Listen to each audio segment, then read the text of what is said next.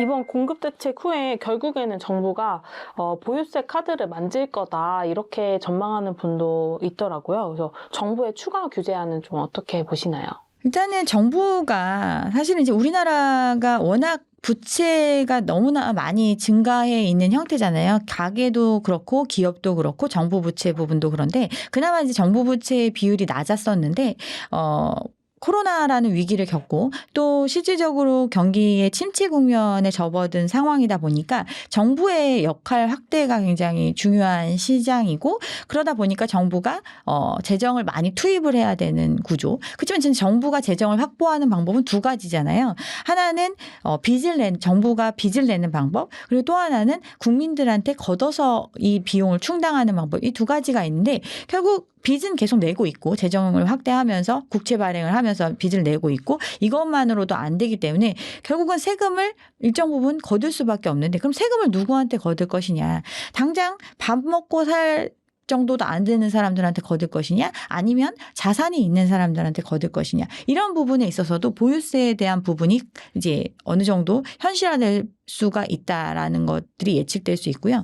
그리고 이제 보유세 카드를 만진다는 거는 기축의 공급을 확대하는 효과를 가져오거든요. 집을 이제 지금 갖고 있는 사람들은 집을 유지하는 이유가 앞으로 집값이 많이 오를 거다라는 기대. 그래서 내가 이 집을 부담하고 있는 게 이 집을 유지하고 있는 게 굉장히 부담스러움에도 이거를 이자를 내고 세금을 내고 이런 것들을 하더라도 나중에 집을 팔면 이거 모든 걸 한 방에 정리할 수 있고 플러스 집값 상승에 대한 이익을 취할 수 있다.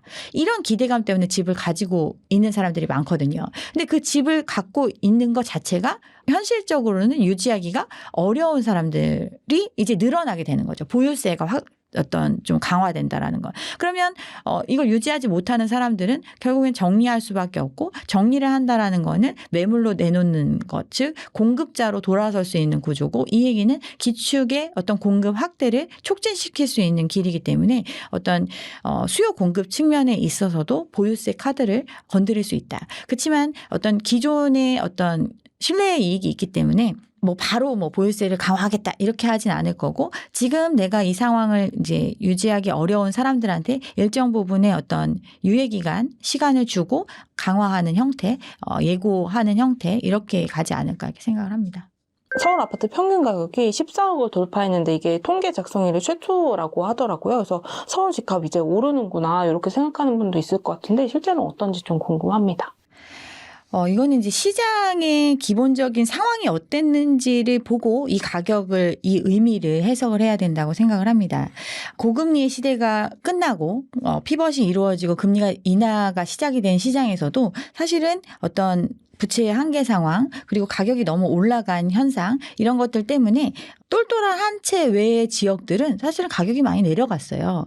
그러다 보니까 똘똘한 한 채 시장이 계속된다. 이런 얘기들이 나왔었고 이면에는 2월에 있었던 토지거래 해제 부분 있잖아요. 이게 굉장히 영향을 줬었거든요. 그러니까 다른 서울의 전반적인 지금 중저가라고 표현하기 또 어려울 정도로 가격이 많이 올라와 있긴 하지만 어쨌든 상대적으로 중저가 시장 자체에 참여하는 사람들은 줄어든 시장이었는데 고가의 아파트 같은 경우는 토지거래 허가제로 묶여 있었던 지역들이 풀리면서 다른 지역의 어떤 시장의 소강 상태를 경험했던 지방의 어떤 참여자들, 투자자들, 갭 투자가 가능한 사람들이 시장에 일시적으로 들어올 수 있었던 그런 시장이었거든요. 그러다 보니까 어떤 고가의 아파트들의 거래가 많았다. 비중이 높았다. 고가의 거래가 비중이 높은데 전체적인 거래량 자체가 많지 않았었던 그 시장에서 고가의 비중이 높으면 당연히 평균 가격이 올라갈 수밖에 없죠. 그러다가 토지거래 허가제의 해제 해프닝이죠. 한 달 만에 다시 더 지역을 확대하면서 막았죠. 근데 이게 시장에 준 어떤 시그널은 똘똘한 한 채는 계속 오른다. 이게 너무 과열되니까 정부가 어떤 규제책을 발표를 했다. 그러면 이거에 준하는 지역이라도 지금 빨리 들어가야 된다. 이러면서 비규제 지역이라고 할 수 있는 그렇지만 사람들이 선호한다는 지역, 한강벨트. 그래서 강남 3구 외에 마용성이라든가 이런 지역에 갭 투자가 굉장히 많이 또 활성화가 됐었거든요. 그러면서 이제 거래량이 이제 그 후속적으로 좀 폭증하는 형태가 발생을 했고 그래서 이제 이 자금에 대해서 어떤 대출을 규제하는 부분들이 6월에 이제 전격적으로 발표가 됐던 거죠. 마용성 지역에 이제 거래가 늘어났는데 이 지역을 선호하는 사람들 일정 부분 소득 수준이 그래도 있는 사람들이 들어왔죠. 그렇지만 대부분이 이제 갭 투자의 형태로 들어왔다라는 게 통계로 나왔죠. 절반 이상이 갭 투자였고 특히나 마포구 지역의 갭 투자 비중이 가장 높았을 정도로 여기에 들어왔던 사람들은 뭐 전세 9억 정도 끼고 나머지는 이제 마련하는 형태 또는 대출을 뭐 9억 10억씩 받아가지고 실입주하는 형태 이런 식으로 이제 시장에 참여를 했단 말이에요. 근데 대출을 9억 10억 정도 받는다라는 거는 우리가 어떤 DSR이라든가 어떤 이런 소득 수준에 비추어 봤을 때는 굉장히 과도한 빚을 활용할 수 있었거든요. 이게 이제 과열이 되다 보니까 이 대출에 대한 규제를 6억으로 제한을 하고 뭐 이런 식으로 이제 어떻게 보면 시장을 조금 진정시키는 조치가 들어갔었던 거였고 그러다 보니까 이제 전반적인 거래가 줄어들고 그러면서 평균 가격도 2달 만에 급격하게 2억 정도 빠졌으니까 급격하게 내려가는 현상이 지금 벌어지고 있는 이런 상황이라고 볼 수 있습니다. 그러니까 전반적으로 오르고 있는 상황이다라고 판단을 하려면 고르게 모든 뭐 하단부터 상단까지 쭉 다 올라가야 뭐 올라가는 거지 뭐 특정 지역들은 전부 다 내려가고 있는데 강남에 똘똘한 한 채만 올라가고 있는 상황 또 강남에 똘똘한 한 채를 살 수 있는 사람은 실질적으로 참여하려면 15억에서 20억이 현금이 있어야 되는 사람들인데 15억에서 20억의 현금을 갖고 있는 사람들은 상위 1%거든요. 상위 1%인데 상위 1%는 이미 다 집이 있는 사람들이고 그런 부분들을 고려했을 때 거래가 안 될 수밖에 없는 구조잖아요. 그리고 나머지는 이제 그거보다 조금 하단에 그렇지만 바로 이제 아랫단에 있는 집들이고 그런 집들도 이제 사실은 대출에 대한 규제들 어떤 소득 수준에 맞춰서 이제 대출이 좀 제한이 되다 보니까 거기도 이제 일정 부분 거래량이 줄어들 수밖에 없고 이게 이제 전반적으로 이제 그동안 어떤 한정적인 고가 주택의 시장이 좀 과열됐다면 이제 이 부분에 있어서도 조금은 이제 누그러지는 형태에 이렇게 가고 있다라고 볼 수 있습니다. 요즘에 수도권 집값도 많이 비싼데 서울이 아닌 수도권 쪽은 좀 어떤지 궁금합니다. 그러니까 서울 아닌 수도권 지역들도 이제 과열기를 거치면서 사람들이 이제 이렇게 생각을 하는 거죠. 신축 얼죽신이라고 해가지고 신축 아파트가 좋다. 근데 신축 아파트가 공급됐던 지역들을 보면 서울 같은 경우는 이제 서울 강남권 쪽에서 많이 공급이 됐었고, 그다음에 이제 동대문구나 이제 조금 위쪽 라인에 이제 좀 공급이 있었죠. 근데 이런 데를 선호하는 것보다는 그냥 신도시에 또는 서울 근교에 좀 대규모로 재개발, 재건축을 통해서 대규모 신축 단지로 거듭난 지역들이 있었잖아요. 이런 데로 가는 게 낫지 않겠느냐. 뭐 이렇게 이제 사람들이 수요가 많이 경기도권으로 넘어갔고 그만큼 서울의 인구 유출이 많았던 시기를 겪었었거든요. 이 수도권 지역들도 그런 어떤 수요가 기존에 있었던 수요보다 훨씬 더 많은 수요가 들어와 주니까 가격 과열 현상이 있었고 또 비규제 지역 같은 경우는 또 대출에 대한 부분도 좀 한도가 많이 나오고 이러다 보니까 많은 사람들이 참여할 수 있었던 시장이어서 과열이 많이 됐었거든요. 근데 이 부분에 있어서 이제 실질적으로 627 대책에서 포함하고 있는 내용이 6억까지만 전체 대출해준다. 이거 말고도 또 큰 부분이 정책 대출의 축소 부분이 있어요. 그러니까 이런 고가의 주택 시장 외에도 이제 사람들이 이제 접근할 수 있는 가격대 이 정도에 있는 지역에 들어왔던 사람들은 거의 대부분 이제 정책 대출을 활용을 했었거든요. 정책 대출이라는 거는 DSR 어떤 소득 수준을 보지 않고 또 일반적인 시장 금리보다는 낮은 금리 혜택을 적용해서 또 저렴하게 이용할 수 있는 금융이었잖아요. 이런 어떤 상품을 활용해 가지고 시장에 많이 들어올 수 있었는데 지금은 이 부분도 다 축소가 되다 보니까 축소된 게 신혼부부, 신생아 대출 같은 경우는 한 1억 정도까지 축소가 됐죠. 근데 돈이 많고 어느 정도 자산이 많은 시장이라면 1억 정도 줄었다고 해서 이거를 집을 못 사고 이럴 건 아니잖아요. 그렇지만 이 1억 8천만 원, 6천만 원 이 정도의 어떤 규모가 축소됨에도 시장에서 참여할 수 있는 수요가 급격하게 줄어드는 형태. 그러다 보니까 거래량도 줄어들고 가격 자체도 내려오는 거죠. 근데 이제 서울보다 더 어떤 광범위하고 또 그 지역에 그만큼 공급이 많이 이루어졌다 보니까 가격의 이제 하락폭이 훨씬 더 큰 거죠. 이게 방어할 수가 있는 구조가 아닌 거죠. 그러다 보니까 이제 반토막이 난 지역들이 많이 생겨나는데 대표적인 것들이 이제 과거에 어떤 호재를 많이 이야기했던 지역들, 삼성 호재, GTX 호재 이런 얘기들 많이 했던 지역들인데 그래서 이제 평택, 송도 이런 지역들이 그렇죠. 평택 같은 경우는 GTX 호재 플러스 삼성의 이전, 뭐 확대, 투자 확대 이 부분 두 가지의 어떤 호재가 있었던 지역이에요. 그런데 그만큼 주변에 어떤 택지 개발 지구가 많이 포진해 있었던 지역이거든요. 그리고 그 이미 공급이 되어 있었던 대단지의 아파트들이 많이 있는 지역에 추가적인 택지 공급을 통해서 추가적인 아파트들이 많이 들어온 그런 시장이거든요. 물량이 워낙 많은 거예요. 근데 이 사람들이 들어올 때 기대했던 거는 삼성에 다니는 사람들이 평택에 살 것이고 이들이 워낙 소득 연봉 수준이 다른 직장인들보다 높으니까 지금 내가 분양받은 가격 이거보다는 훨씬 더 비싸게 들어와 살아줄 것이다. 이런 기대감에 들어왔어요. GTX 호재도 마찬가지고. 근데 GTX는 제가 예전에 제 영상을 통해서 많이 설명을 드렸었는데 광역 철도 체계예요. 광역이라는 거는 서울에서 멀다는 거예요. 서울에서 먼 지역의 도심 접근성을 원활하게 해주기 위해서 설치한 철도거든요.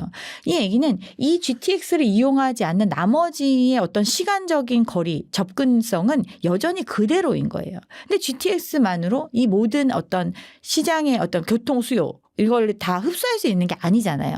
이런 리스크가 있음에도 굉장히 과대하게 사람들이 해석을 했고 그렇게 과열됐던 시장이다 보니까 실제적으로 이제 현실적으로 이 시장을 수요할 수 있는 사람들이 들어갈 수 있는 가격 수준으로 이제 가격이 내려온 거죠. 근데 워낙 공급이 많다 보니까 투자자도 많이 들어가 있고 그러다 보니까 가격의 어떤 하방 지지선 자체가 약할 수밖에 없고 그러다 보니까 이제 반토막이 났는데도 거래량이 살아나지 않는 모습이 나타나고 있는 거죠. 지금은. 올해 상반기에 서울 아파트 계약 취소가 좀 급증했다고 소식 전해주셨는데 어떤 이유에서 이런 현상이 좀 발생하는 걸까요? 이건 또 이제 구치의 대책 내용 중에 있는 건데 이제 세무조사 부분이 들어있잖아요. 세무조사가 들어간다는 거는 이거는 이제 상단에 있는 사람들, 부자인 사람들한테는 굉장히 치명적인 것이에요. 그리고 이 세무조사 내용이 뭐 지금부터 이 땅에서 세무조사 하겠다라는 게 아니라 과거의 거래까지 이제 소급 적용해서 이렇게 들어가는 거거든요. 그 얘기는 불법적인 편법적인 어떤 형태로 주택을 매수하려고 했었던 사람들은 걸릴 수 있는 구조거든요. 그러면 계약을 취소하는 게 더 나을 수 있겠죠. 서울 아파트 계약 취소 건수가 매월 이제 한 100건 정도 이렇게 됐었는데 올해 이제 6월 돼서는 한 1000건이 넘어갈 정도로 취소 건수가 급증하는 형태가 나타났습니다. 계약이 취소되는 거는 실질적으로 이 계약이 이제 허위였을 수도 있고 또는 이 계약을 유지할 수 없는 상황이었다. 이렇게 판단할 수 있잖아요. 근데 그 내용이 굉장히 급증을 했는데 이거는 이번 어떤 정책적인 방향이나 이런 것들에 비추어 봤을 때 그러니까 부자인 사람들한테 굉장히 치명적인 영향을 줄 수 있는 정책이 시행이 됐고 그 부분에 따른 어떤 취소 부분들이 많이 생겨날 수도 있었던 이런 현상이었다고 저는 생각을 합니다. 일단은 거래 해제나 거래 취소가 많이 있었던 지역들이 똘똘한 한제 또 고액 주택에 있어서 신고가의 취소가 많았잖아요. 이런 것들은 과거에 있었던 형태를 보면 인근에 이제 분양이 있는 경우 또 이제 인근에 이제 가격이 올라갔다라는 내용이 많이 이제 발표가 됐던 지역들 그런 지역에서 후속 거래가 생겨나면 그 전에 이제 신고가를 찍었다는 거래가 취소되는 형태 이런 식의 패턴을 많이 보였었는데 이런 부분들도 있었고 이번에 이제 구치의 대책에서 나왔던 부분이 세무조사를 강화하는 내용이 나와 있거든요. 세무조사를 강화를 하는데 지금부터 요이 땅 해가지고 세무조사를 하겠다 이런 게 아니라 과거분도 소급 적용해가지고 다 살펴보겠다. 그리고 20억 이상의 주택들 30억 이상의 주택들 초고가 주택에 대한 부분들의 조사를 전수조사하겠다 이런 내용들이 있거든요. 이 얘기는 고가의 주택을 거래하는 데 있어서도 이 현금을 마련하는 부분에 있어서 정상적인 방법이 아니었을 수 있는 개연성이 높고 이 부분을 걸리느니 취소하는 게 더 낫겠다. 이런 취소들도 많이 작용을 했을 거라고 생각을 합니다. 이런 부분들을 그러니까 앞으로는 그러니까 정상적인 거래면 계약을 취소하지 않겠죠. 계약을 취소하면 뭐 계약금을 날린다든가 어쨌든 그 취소에 따른 불이익들이 있을 건데 그런 부분들을 감수하고서라도 취소를 했다라는 얘기잖아요. 계약금을 날리는 경우는 뭐 요즘에 서울의 아파트 같은 경우 뭐 평균가가 14억이라고 하면 10% 20%든 계약금을 생각하면 1억이 넘는 돈을 포기하고 이 거래를 취소했다. 이런 얘기거든요. 또는 이 1억이라는 걸 주지 않아도 취소할 수 있는 거래. 이 두 가지가 취소가 됐겠죠. 그러면 1억의 어떤 손실을 감수하고라도 취소를 해야 되는 사유가 있는 사람들은 취소를 했을 것이고,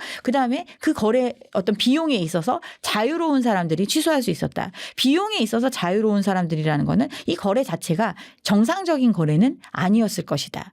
그래서 어떤 허위 거래나 자정 거래 이런 부분들에 대한 취소들이 과거에 있었던 것처럼 많이 있었던 게 아닌가라는 합리적인 의심이 가능한 시장이었다 이렇게 생각을 합니다.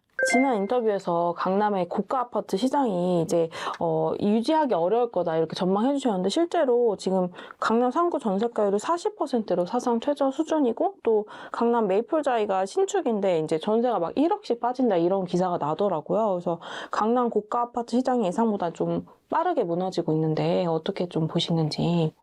그러니까 이게 강남에 전세를 사는 사람들은 현금을 이제 10억 이상씩 갖고 있는 사람들이 전세를 살 수 있었던 거예요. 그 사람들 부자인 거잖아요. 현금을 이제 10억 정도 갖고 있다. 그러면 이미 집을 자산에 매도하고 어느 정도 돈을 갖고 있거나 부모가 전세금을 대줘가지고 뭐 이렇게 들어오는 사람들, 뭐 여러 가지 형태가 있겠지만 기본적으로 현금 유동성을 갖고 있는 사람들이 전세를 채워줄 수 있었고, 그들도 부족한 부분만큼은 전세 대출을 활용해서 뭐 예를 들면 월세 뭐 100만 원씩 더 주느니 뭐 전세 대출 뭐 2, 3억 더 받아가지고 원하는 정도 맞춰주자. 그 정도 받아서 맞춰줘도 이사 가거나 어떤 지금 이 어떤 자기가 살고 있는 지역이 주는 이익을 어떤 장점을 포기하고 이사를 가기에는 그냥 요 정도 비용 내고 올려주고 사는 게 낫겠다. 이런 판단을 하는 사람들이 계속 채워줬던 거거든요. 근데 강남이 공급이 엄청 많았잖아요. 선택지가 엄청 많아졌어요. 그리고 오래된 아파트와 새 아파트가 있는데, 전세 같은 경우는 이동이 자유롭잖아요. 내가 오래된 아파트 살다가 인근에 새 아파트가 신축을 하면 신축 아파트의 전세로 이동할 수도 있고, 뭐 이런 저기가 많은데, 내가 이동을 하고 났을 때 여기에 다시 들어와 줄 사람들이 그리 많지 않은 거예요. 돈이 그렇게 많은 사람이 많지 않은 건데, 그게 이제 현상으로 이제 보여진 거죠. 정확하게. 전세가율이 40%다. 이거 굉장히 말이 안 되는 수치거든요. 과거에, 그러니까 전세가율이라는 거는 전세는 사용 가치고 매매는 어떤 미래의 자본이득까지 고려한 미래 가치를 포함한 금액인데, 그 비율 자체가 강남 같은 경우는 좀 더 미래 상승에 대한 기대감이 높기 때문에 전세가율이 다른 지역보다는 낮은 수준이었지만 70%, 80% 정도는 됐었거든요. 근데 지금 40%대면 거의 여기에 실제로 사용할 수 있는 사람들이 지불할 수 있는 금액은 전체의 40%밖에 안 되고, 나머지는 그 기대를 앞으로 더 많이 오를 거다라는 기대감이 반영된 금액이라는 거거든요. 근데 그게 과거보다 훨씬 더 지금 벌어져 있는 상태다. 그렇지만 여기에 현실적으로 와서 살아줄 사람들이 낼 수 있는 돈의 한계는 이 정도다. 그게 이제 10수억인 거죠. 그래서 제가 예전에 뭐 강남 같은 경우는 평균 한 15억 정도가 마지노선이다라는 말씀을 드렸는데, 이게 뭐 15억에서 20억 넘게 전세 들어가기가 어렵거든요. 20억이면 강남에 새로 분양하는 물건은 분양받을 수도 있는 돈이기 때문에 이런 어떤 수요에 있어서 15억에서 20억이 거의 맥스를 보일 수밖에 없는 건데, 여기 메이플자이 같은 경우 이번에 입주하기 전에는 20억이 넘어간다 그랬어요. 왜냐하면 그 원베일리가 뭐 20억, 24억의 전세가 체결됐다 막 이런 기사들이 막 나오고 했으니까 사람들이 입주하기도 전에 처음에 기대했던 거는 20억, 18억에서 20억 이랬었거든요. 근데 이게 11억까지 내려갔잖아요. 실질적으로 내가 잔금, 그러니까 분양가로 따지면 시세 대비해서 절반도 안 되는 금액인데, 이 잔금을 다 치러내서 오롯이 내 명의로 돌리려면 그만큼의 돈이 필요하잖아요. 그 돈을 내려면 전세입자를 드려야 되는데 그 돈을 마련할 수 있는 사람이 많지가 않았던 거예요. 이 전세를 살아줄 사람을 구해야 되는데 내가 20억을 기대하면서 내놨지만 20억에 들어와 주는 사람은 없는 거예요.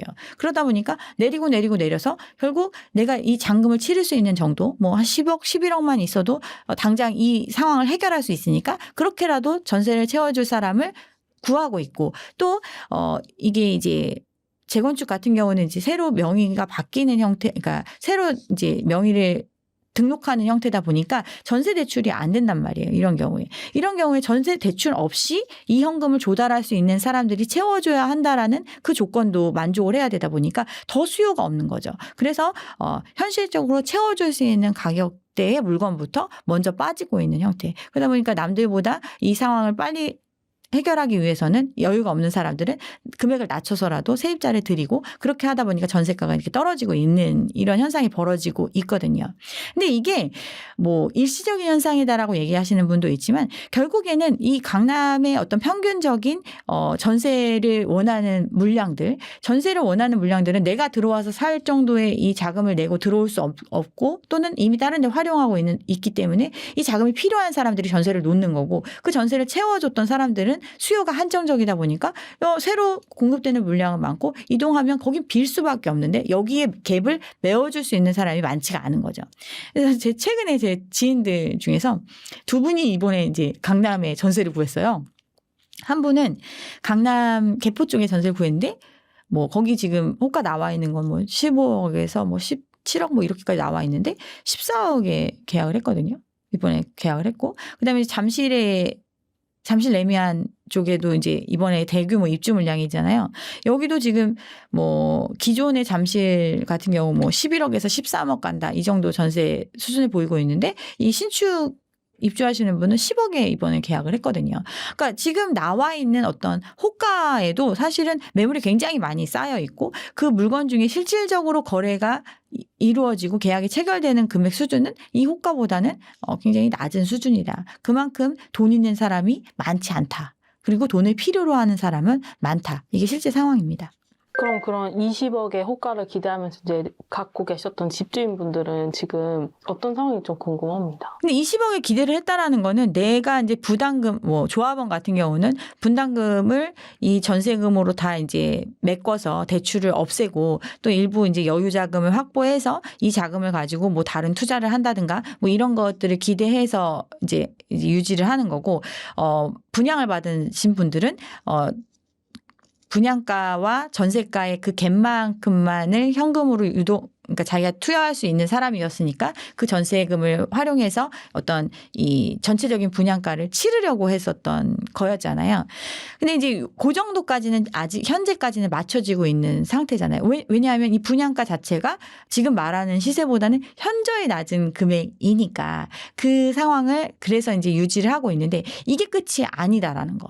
그러니까 지금 뭐 강남에 뭐 메이플자이만 입주하고 앞으로 입주가 없다 이런 게 아니잖아요. 지금 계속해서 입주 물량들이 도래하고 있고 또 아예 그냥 또 후분양이나 뭐 바로 입주해야 되는 형태로 하는 경우도 있다 보니까 또 분양 물량도 워낙 많이 있고 이 분양 물량이 많다는 강남의 분양 물량들은 이 전세를 채워줄 수 있는 사람들의 어떤 잠재적으로 이 분양 시장에 들어갈 수 있는 사람들이거든요. 굉장히 이제 수요가 전세 시장과 매매 시장으로 봤을 때 전세에서 매매로 전환될 수 있는 수요들이 채워줄 수밖에 없는 이런 구조다 보니까 점차 이 어떤 지금보다 더 어려운 상황으로 계속 갈 수밖에 없다. 이렇게 생각을 하시면 될 것 같습니다.